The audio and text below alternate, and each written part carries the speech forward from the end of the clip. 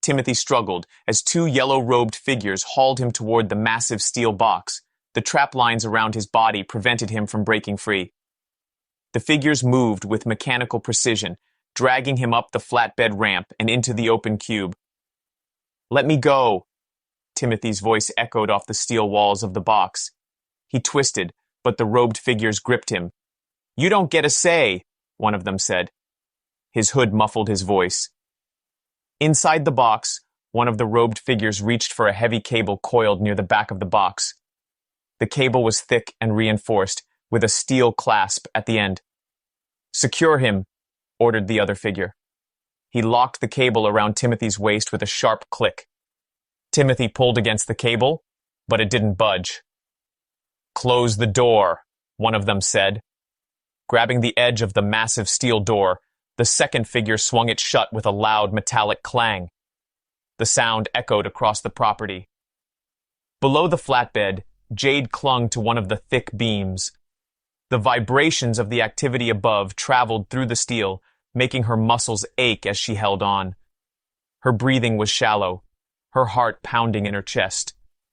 She peered out, just enough to see what was happening. The flatbed truck's engine revved, and the vehicle jerked forward.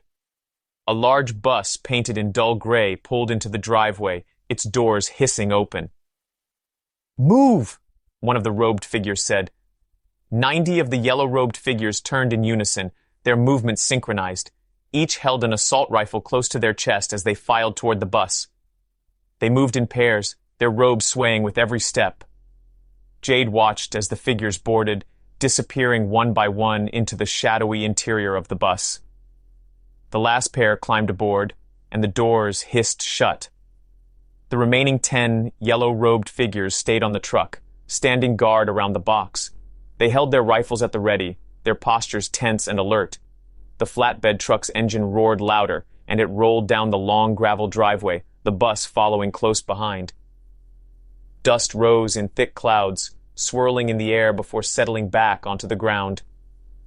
The vehicles turned onto the main road. Jade clung to the frame under the flatbed, her fingers gripping the cold metal.